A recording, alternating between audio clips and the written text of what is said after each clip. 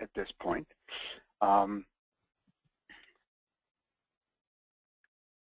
Bonnie is currently an educational development specialist at the University of Texas Health Science Center at San Antonio. She provides faculty support to the School of Medicine and the School of Nursing.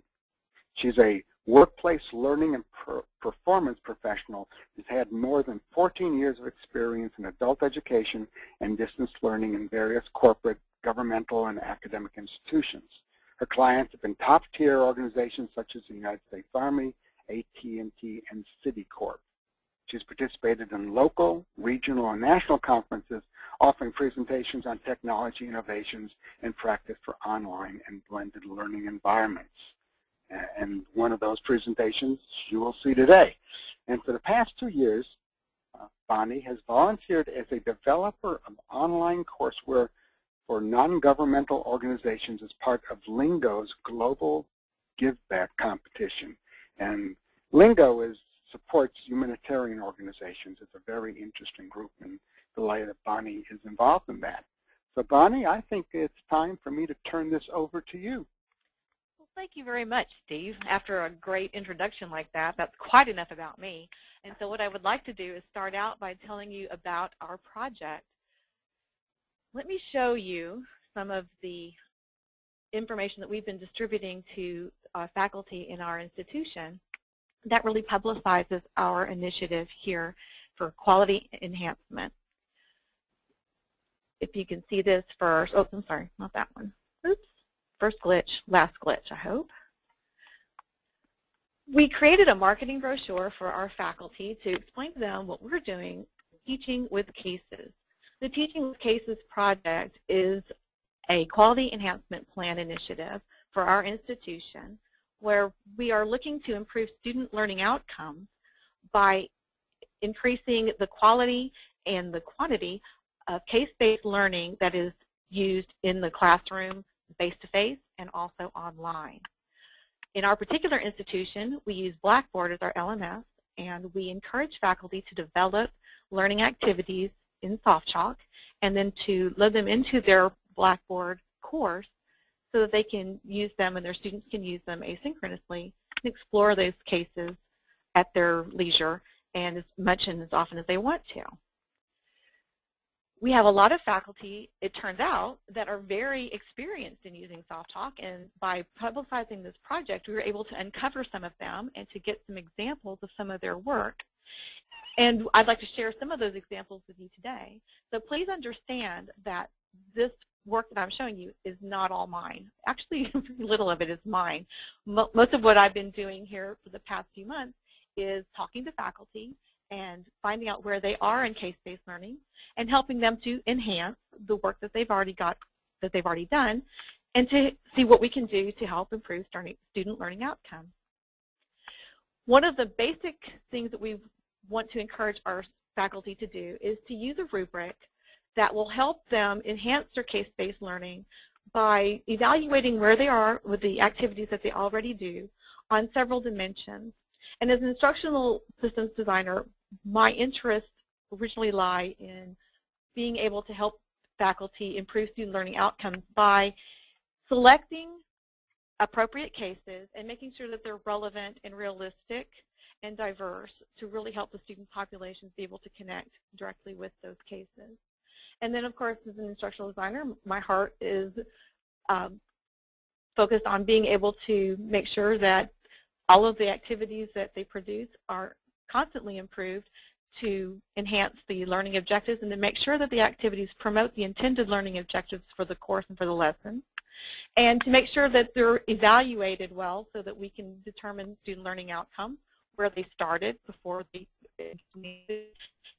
where they ended up after they completed the activity. So our project is really involved in taking a microscopic look at the work that our faculty are all doing and seeing what we can do to help them improve their case-based learning, their case stories that they present to students. So I'd like to show you first is the SoftChalk module that was developed by someone else, not myself. It was developed to give an illustration about how to go about making a case-based learning activity be loaded onto the learning management system. Some of them didn't know exactly what that would look like. So creating something that they could put their hands on and touch and explore for themselves was really a helpful move. So we created this one. You can look here and see that it's pretty standard. If you're familiar with SoftChalk, you'll recognize some of the layout and some of the features.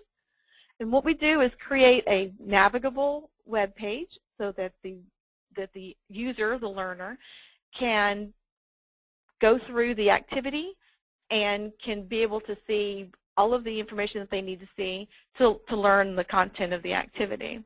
So in this particular case, we call this the asthma case because it starts out with a story about our patient, Beth. Beth is 7, and she has a complaint about a respiratory distress. The case, as you go, we won't belabor the case, but just to show you how this works, the user will look at the case page by page and navigate through and glean more information as they go along, and progressively reveal to them what the history of the illness is and what things we learn when we examine Beth.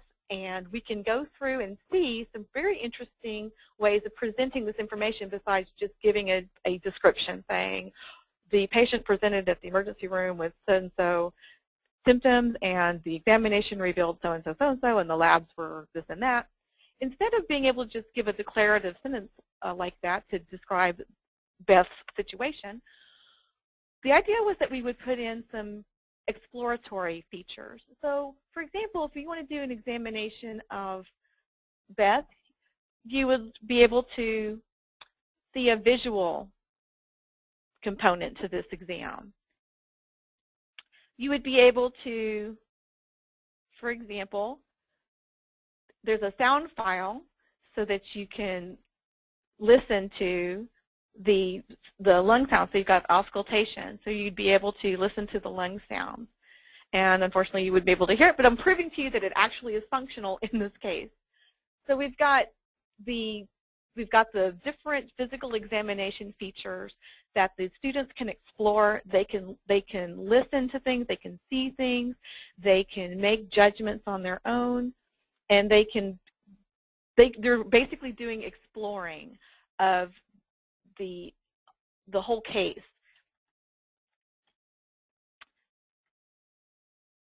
After they've done their discovery learning, then there's an opportunity for them to make a decision to evaluate where they should go next and what additional steps they should take.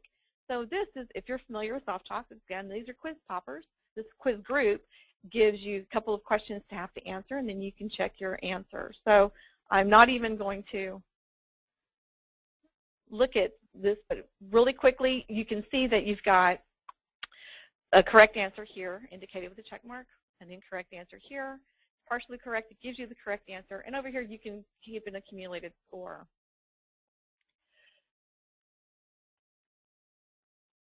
So this gives some test results for Beth, not for us, not the learner. This is the test results for Beth. And at the end of this, you notice here that there's navigation here so that the learner can go through and find out if they wanted to look at for some particular content. They could go through these pages and they could see what they wanted to see and examine again. Now keep in mind that with this particular navigation method, every page that was created is available to the learner in this sort of sequential fashion. So as an instructional designer, when I'm working with faculty, I have to let them know if you're going to navigate this way, it's helpful to have your pages labeled. And it's very helpful to have them in an organized fashion. So, for example, this shows the vital signs that we looked at in the physical examination before. And it shows them in order so you can see they're all grouped together. Now, that wouldn't necessarily have to be the case, but it is in this particular example. So the case here for the asthma case is a great way of showing faculty what it looks like. Here's a look and feel. Here's sort of an example of what your students could examine and what they could use as a learning activity. The issue was, or has become in certain cases, that the faculty are so intrigued by the case, they get involved in solving the case themselves, and they forget that they're supposed to be learning from this, how to do these on their own. So they got really wrapped up in the nuts and bolts of the actual case that was being presented. So it occurred to us that maybe what we wanted to do was we wanted to offer something that was more generalized, just to show them the structure of a SoftChalk case and not with any actual content. So our first stab at being able to show them, here's the form, but not the content, was something that was very plain vanilla. Again, you'll recognize this as a SoftChalk module or lesson. What we did here was we just put in what you see here as filler text. And then every once in a while, when we had something that we wanted to make sure that the faculty were able to see and understand that we really, the point we're trying to get across, we would put in these highlighted notes. So we were telling them things like, well, these are ways that you could design your lesson using this template. And here's some examples of things that you could do. Here's just generally what a quiz group looks like. And of course, you'll notice that this is very, just to show them, here's a multiple answer question, not to make sure that you can answer the question. Well, humorously, we had some feedback that people didn't understand this foreign language, even though it wasn't supposed to be any language at all. And so that tripped people up as well, trying to use this kind of format. So we tried to encourage them to not really look at the text, just to look at the layout and to look at the kind of features and functions that were available to them in SoftChalk. We showed them things like these sidebars over here. If you're familiar with SoftChalk, if you're familiar with sidebars, but being able to look on, just learn that the sidebars have these particular functions. We show them an example, or we tell them here's what it would do, or here's what it would look like. We have the same kind of structure as before for navigation, where we had each page that was presented and available to the learners at all times. We also have a printable option, and we also have where they can track their score. So this was our second attempt at being able to show what a template looked like, or how you would go about designing the basic functional parts of a SoftChalk lesson. Well, remember I told you that sometimes people got tripped up by the content some more still anyway.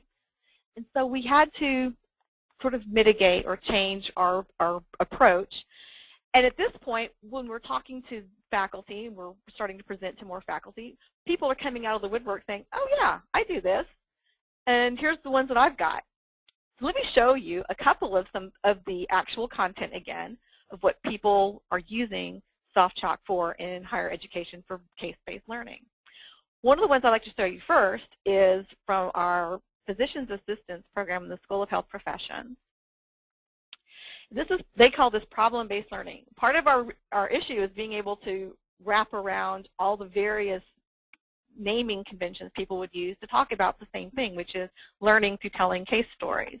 Well, problem-based learning is another way of phrasing that. So when we were talking to people and exploring with them the possibility of improving their student learning outcomes, they said, oh yeah, we do that. We call it problem-based learning.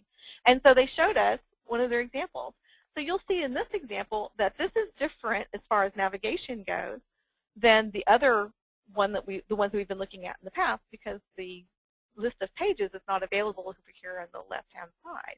But you do see where you can navigate page to page using these features here, the page numbers up at the top. You also see that we've got the table of contents over on the right. We didn't have that before. So there's another way that they navigate.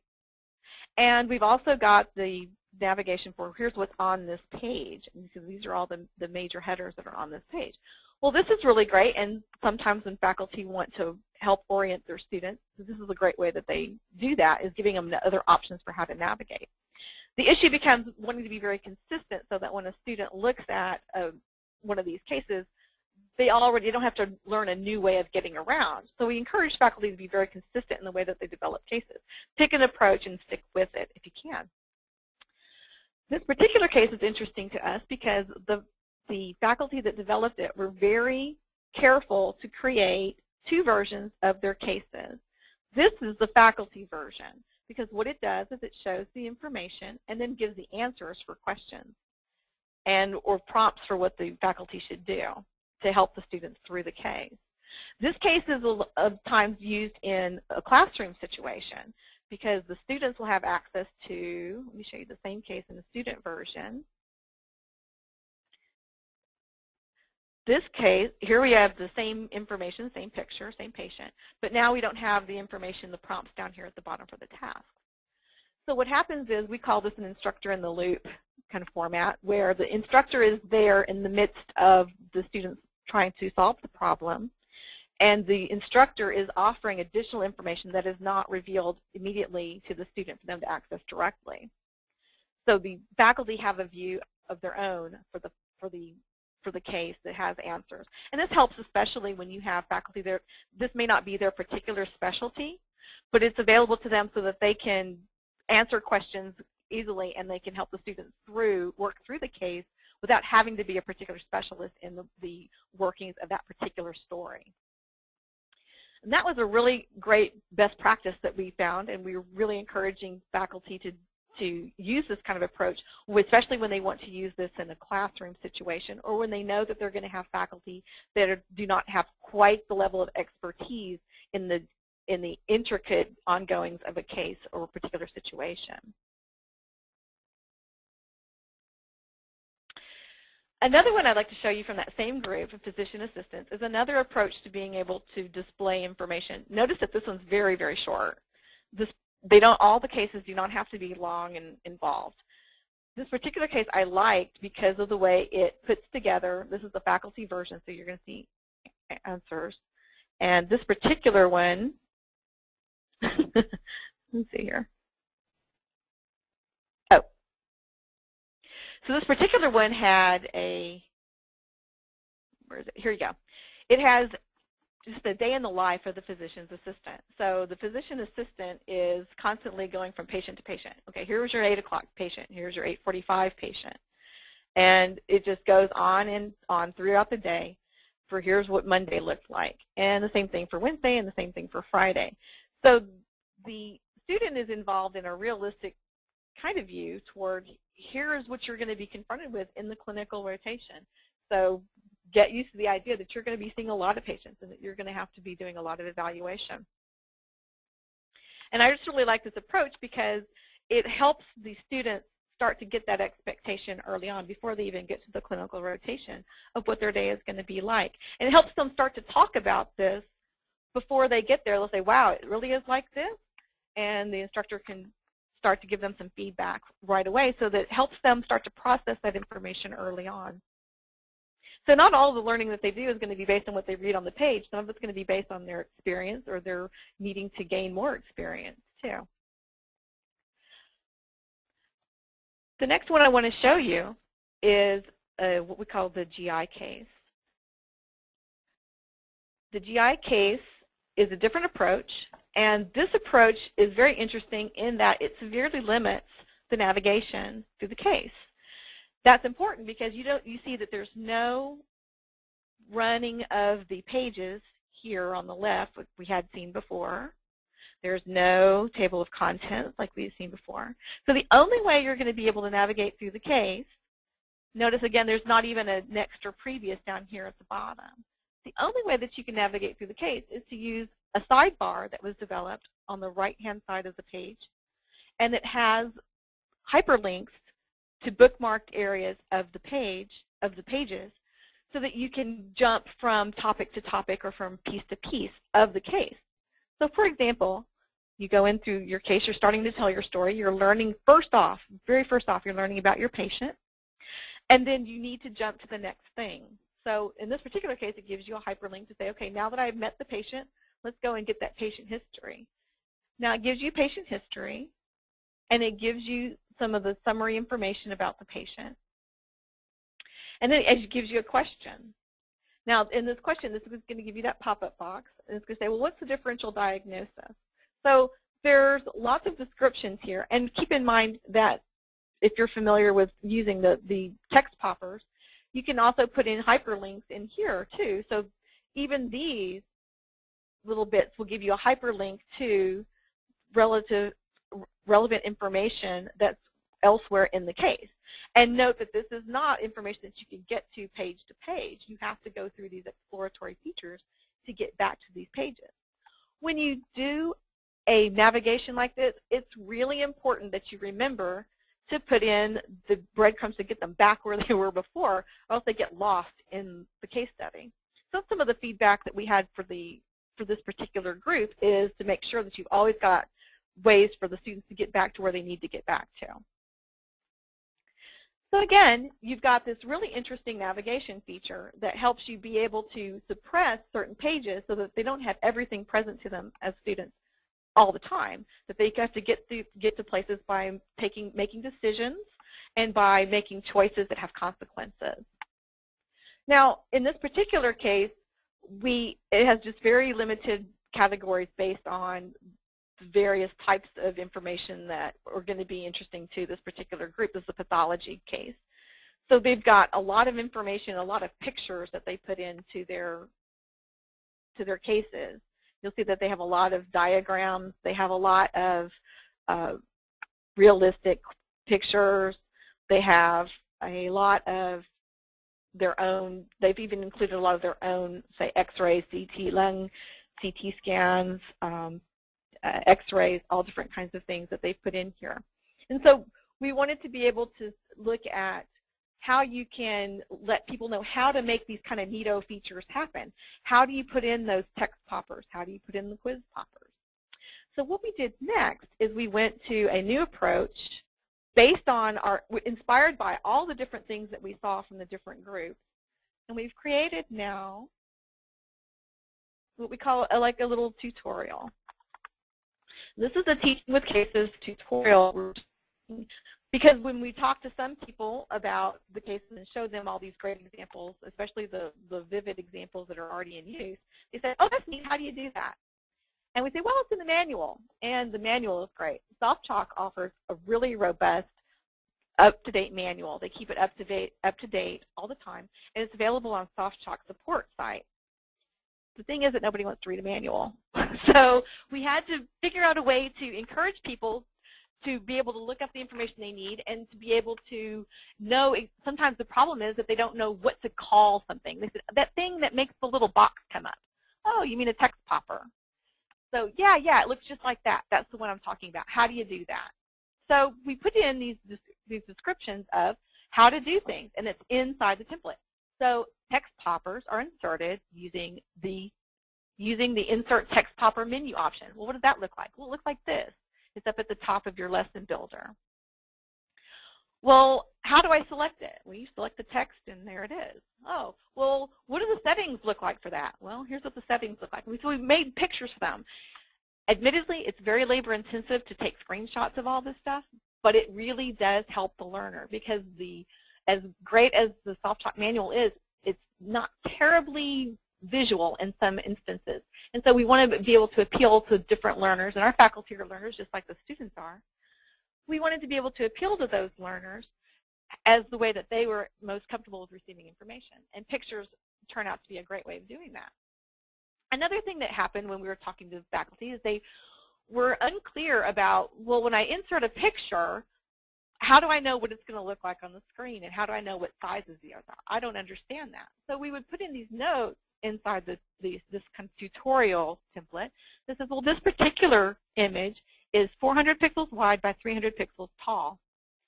That way they get a relative size, and they say, oh, okay, so now I know what 400 by 300 is. It's not just an abstract number. Now I understand what that looks like. Well, how do I get it to look like this? Well, we showed them. Here's what the settings look like. You select your image. You can notice here that it shows that it's a good resolution format for being able to insert in your lesson. This particular one doesn't have a border. This is the alternative text.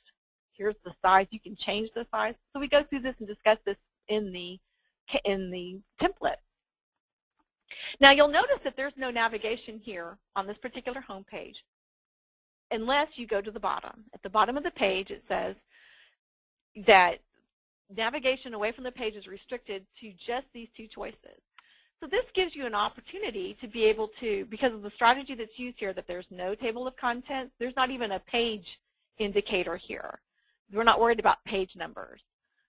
There's no listing here, there's no table of contents here. The only way that you can progress through this particular SoftChalk module at this point is you need to make a choice. So what do you want to do now? You have to make a choice if you want to go further. Well, I either want to continue learning about text poppers and images, or I wanted to skip on to the next thing, which is about navigation. Well, let's just learn a little bit more about text poppers and images. We have a description here about what it means to have stick-arounds versus traditional rollovers. We show them examples. We tell them that the ones that they had been looking at were the ones that are stick-around. These are the traditional rollovers. And we show them how to set up tables. Oh, a table. How do I do that? Well, here's the area where you go and do that. Now notice on this page, we have navigation. Now that they've been required to make that choice at the first, they have navigation available to them. You can suppress navigation if you use this kind of this setup for navigation, and that way you can make people have to make a choice instead of just clicking through and flipping through and say, okay, next. To get through this particular exercise, they have to have made a choice before, and you can do that because if you've taken away the list of pages and the table of contents, you can force their hand and make them do that. So this example here now talks about, well, how do you make that happen? How do you make it look like this? Well, the way to do that is to uncheck all of the navigational options that students would normally have, and then to create sidebars. And the sidebar that we create is a text-only sidebar, and we label it navigation, and we put in the links here. So this tells you where you would go to get the sidebars. It shows you that it's a text-only sidebar. And then they can start to model that in their own design. Now, in this particular case, I don't have a choice to make, so we just prompt them, well, make a selection from the topics that are available to you here. I'd like to take just a brief moment to show you some of those other features that we've got and show you again how the navigation works. We've got the check your knowledge. If you have them skip down to check your knowledge, you could put a quiz here or a survey, something like that. In this particular case, you could do that. What we're doing here is we are giving them examples of what the quiz poppers look like. Here's the menu place where you would go get quiz poppers. Here's what the options are for quiz poppers. And then now if you want to see examples of each of those different kinds, looking at all the examples on one big old page can be overwhelming. So what we wanted to do is we wanted to separate that out so they could look at one at a time. So if they just want to look at true-false questions, for example, they would click here and then say, okay, a true-false quiz popper looks like this. Here's an example of one. And they'll see that this one is a question, and this has a real question and a real answer, so they can really check it. And they get the feedback. The feedback is given in line here. A score shows up.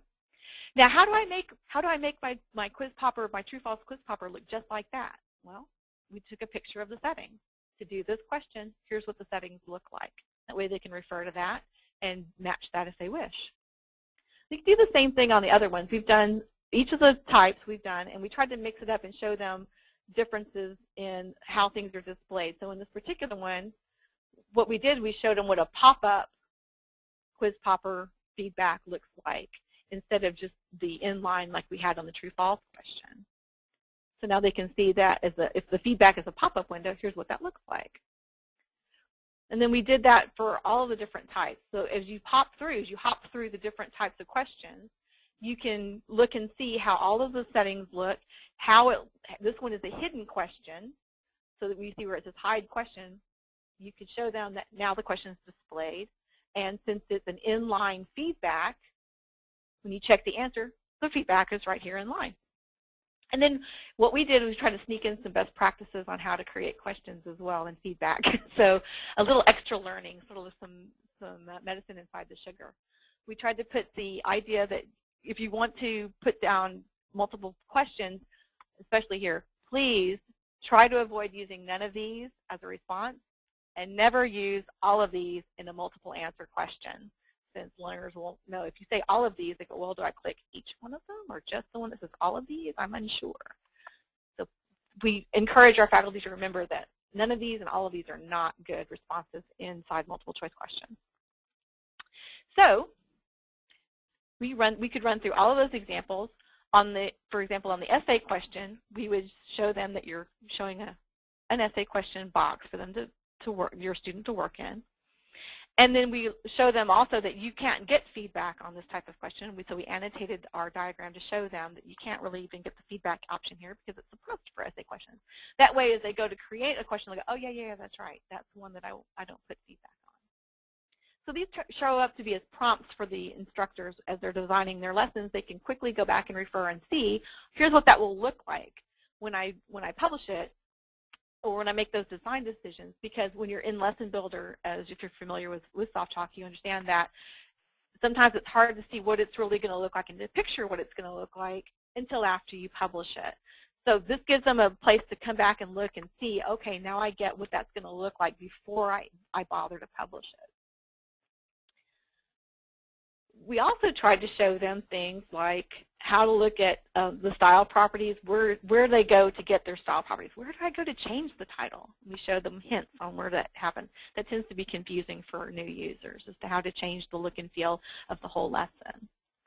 So we put things like that in there just to make sure that the learners, the faculty, were clear on what they were trying to design, where they would go to do those kind of design, make those design decisions, and what it would look like when they were both doing the designing and when they were doing the publishing. So that's an example of where we are, state of the union right now, of trying to put together some of these dynamic ways of helping people learn how to use SoftChalk if they're totally unfamiliar with it. Now keep in mind that this whole information piece is about if you're trying to help somebody, if you're not doing the designing yourself. If you're doing the designing for yourself, you tend to answer those questions, file those away in your brain, and you don't think about it anymore. But when you're trying to help other people learn how to design, these are the kinds of problems that you have to solve. Hey, Steve, did you have a poll question about who all is doing the designing for themselves and who's doing designing? As a matter of fact, I do. And here it is. We actually have a couple of them dealing with how they create content and how they use case studies. So we can take care of a few of them now if you'd like. Sure. So right now we're just asking whether or not they create content for their own use, for others. Are they a designer that work for others, or are they doing their own? And the numbers are pretty interesting because they're very even, actually. Just I'm going to close the poll in a couple of seconds. I'll let people hurry up and vote, if you will, making sure every vote is counted. Okay, I'm closing the poll, and let me share it. Kind of interesting that there's many designers out there that do the content for others. Okay, let me hide it. The other question we had, and I don't know whether you want to show it now, is how do you create online content? Do they use LMS tools? Are they, etc.? Let me do that very quickly. I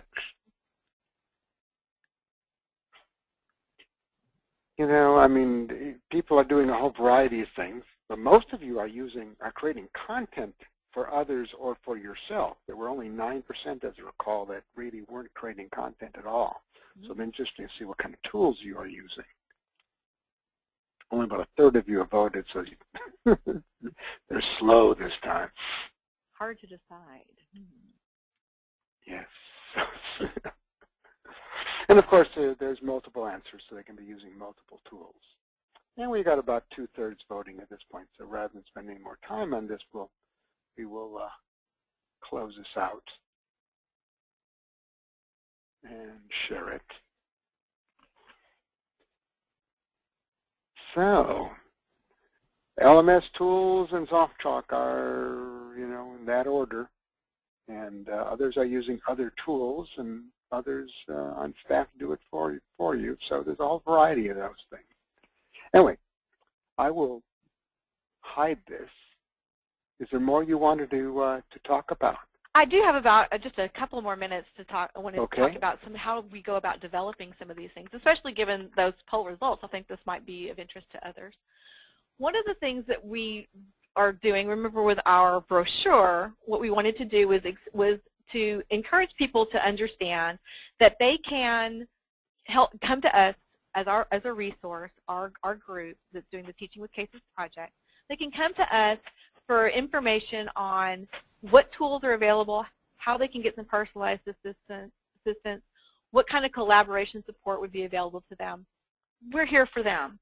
So we wanted to let them know that we could be used as a consultant base for them to help them out with making their case stories even more compelling. And then we also gave them some guidelines for what our research has indicated makes for a compelling case and why they should use case-based learning in their coursework. One of the things that one of the first activities that I got to do based on that was I went to one of the groups in pathology, and they said, okay, great, well, we've got all these cases. Here they are. So this is the raw material for what kind of cases we were getting. We were getting paragraph descriptions of stories. And again, this counts. This is a story. You've got a guy who comes in, and here's his story. And this is the place where they would have the answers, they would have the questions, and here's how they wanted to make sure that the student got what they needed to get from this particular case. So just to let you know, this is the case of a 56-year-old male who is going to have elective knee surgery, but he is kind of reticent about having a blood transfusion.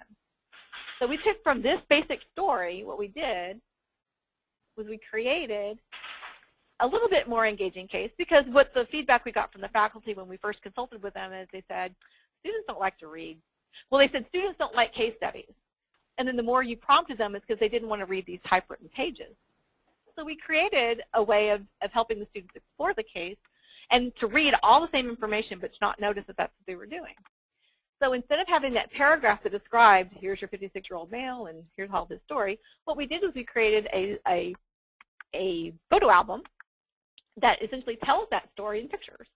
So here's your representing the patient, and here's his diagnosis, and here's the situation that he comes to us with. And so the student is exploring and learning all the same information as they were learning from a paragraph, but they're learning it in little tiny palatable chunks. So we helped the faculty put that together, and then we put a couple of things that were kind of missing from the typewritten page before, which was, why would a student want to do this? What are they going to learn? So we encouraged the faculty to include objectives, learning objectives, so the students would be clear as to why they would want to do this case. And then we also put a different method of exploring and learning some more of the information that was on that typewritten page. And what we did was we put some audio in here. So you would ask a question. If you wanted to ask one of these questions, you would ask a question, and if you wanted to hear the answer to that question, the way to get the answer is to have to use your listening skills to listen to what the patient had to say. And then when we went through some of the questions that had to be answered, we would make a story about how the learner would come about knowing some of these, being presented with some of these questions, and how they would know how to answer those questions. So we said, well, pretend in your story that you're talking to your patient, and this is the question that they ask. So instead of just saying to the student, describe what the risks are of blood transfusion, you would put it into terms that the student would experience in a clinical rotation with having to actually answer that question for a patient. And then you'd have to consider, what do you need to know so that you can respond to this question?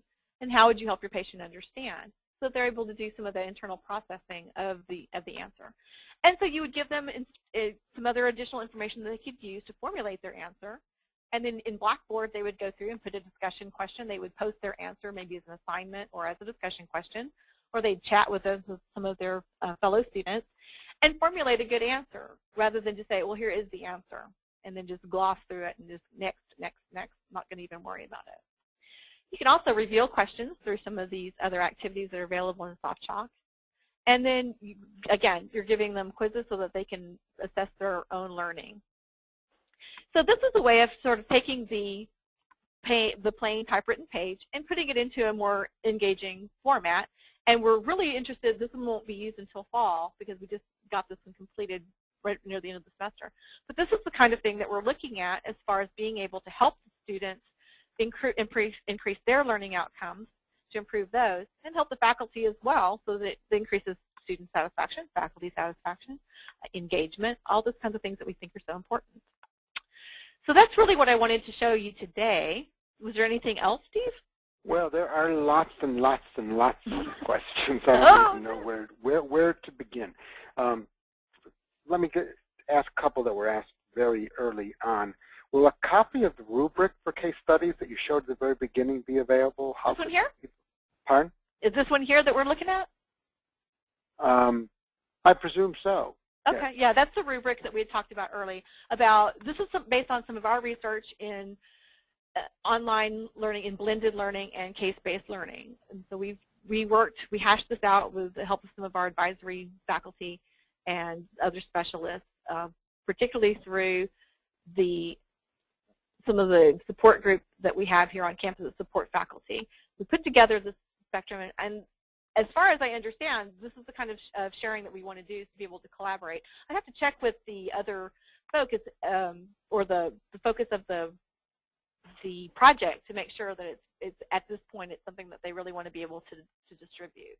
Okay, at the very end, we're going to make your email address available, so Okay. they can contact you directly and say, okay, is it available? And everybody will get an email that follows this, probably tomorrow, and in that email will be a link to the recording of this session, and it'll also have Bonnie's email there as well. So there's a variety of ways you can get additional information. The other question has to do with the fact that the templates, you showed not only templates, but a variety of things done with them to show how flexible they can be. Can you share that information? Can you share the templates created about creating SoftChalk content in SoftChalk? Absolutely. Yes, especially that last template, we would be more than happy to share our knowledge and to share our practices. One of the things that I really encourage faculty to do, and is for myself as well, is to share knowledge through organizations through structures like SoftChalk Connect. And that probably sounds like a setup of an advertisement, but being Actually, able the question that Michelle asked was, can you make it available in SoftChalk Connect? So one of our observers were out there asking thinking the same thing. Excellent, great. So you're going to be able to post these lessons to SoftChalk Connect? I would be able to post some of them once we get permission to do these. We would have to make sure that we'd have permission. Again, that's one of the things we have to contact later and do that back channel. Okay. Well, all right. So you'll keep us posted on that, and people have to go through Connect and look for your content in the next few weeks, see if it's out there. Yeah, we like to encourage our faculty to do that, especially when they have those contests where they could maybe, even be recognized for their efforts. Okay, let's see. Oh, a couple of things.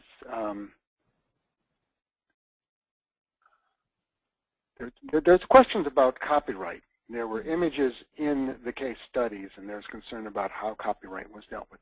Absolutely, absolutely. That's one of the things that we're looking at with our case-based, with our Teaching with Cases project, is making sure that we look at what the faculty already have and the things that they've developed anew to make sure that clearances are gathered and make sure that everything is fair use, or that they have original content that they use and then gaining permissions when they need to.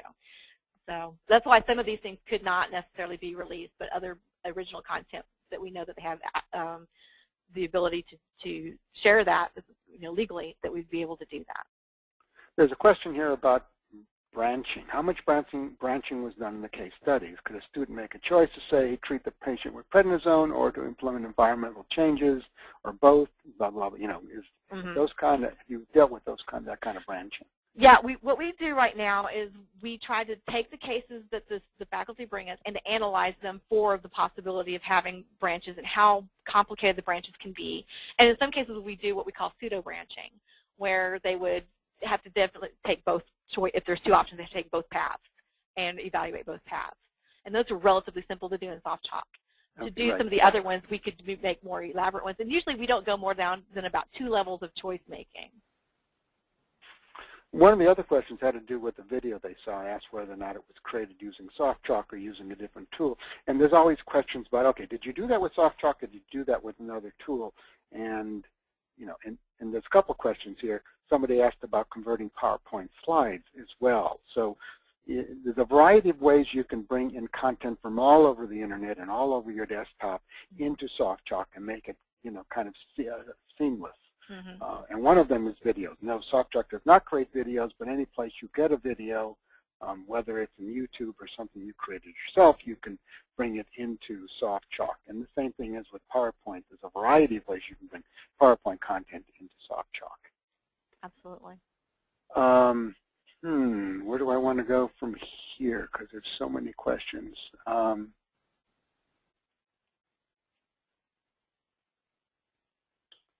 In the case that you showed where you can walk students through the case, can you use the faculty version where with the answers hidden, then have the answers revealed? Not even. Do you understand the question? Yeah, I'm sure I did. Yeah, okay. I understand the question, but I don't know a way to do that in SoftChalk.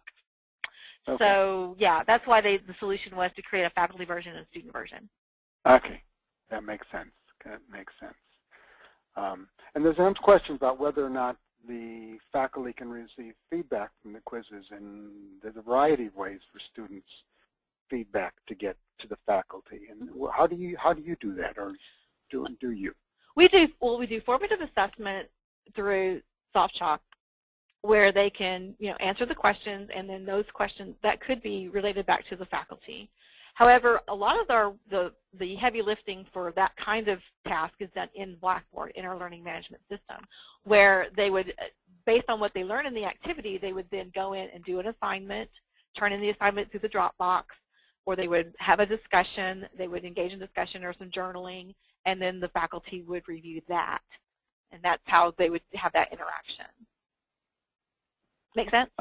Yes, yes. Actually, some people are talking about branching diagrams using Visio software, and others are talking about whether you can create interactive labeling for images, and yes, you can do that as well. Sure. There are a couple of activities that do that. It always amazes me that while you are talking, there are very few questions, and then as soon as you stop and say, are there questions, I get a dozen questions, and I can't possibly get through all of them. So, I wish people would do the questions early, so I'm not reading them as I'm talking.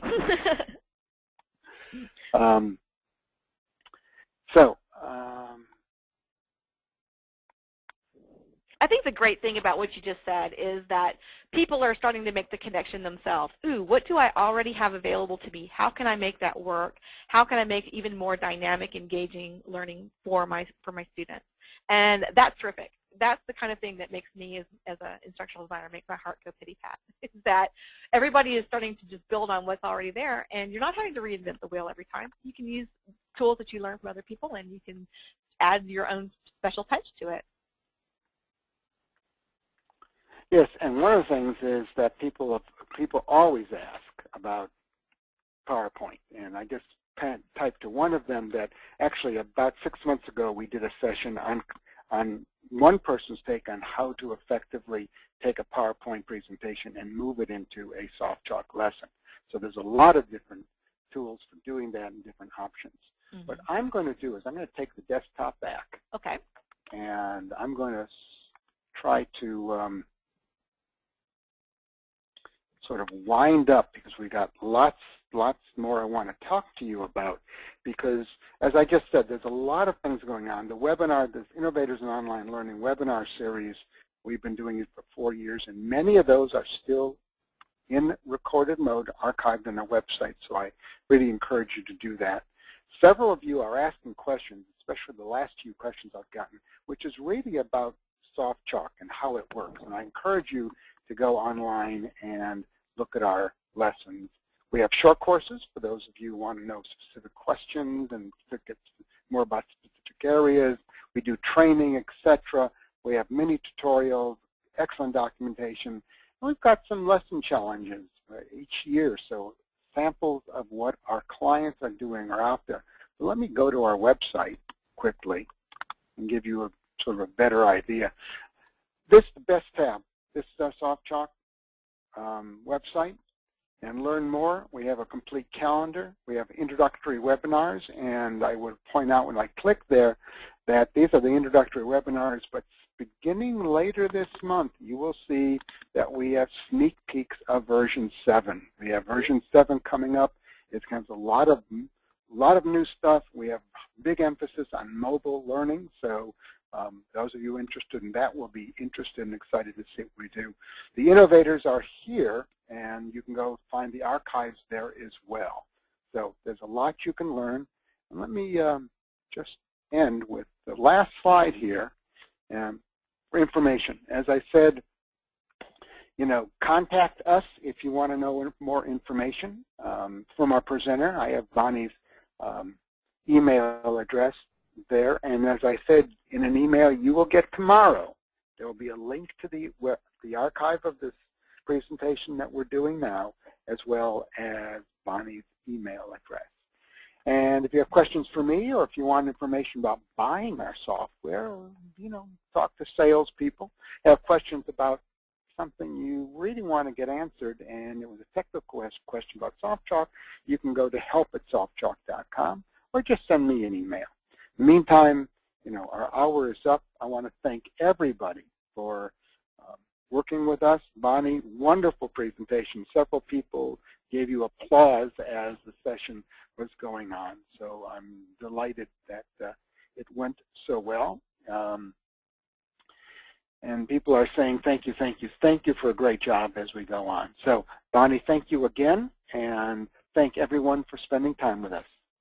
Thanks. Bye-bye.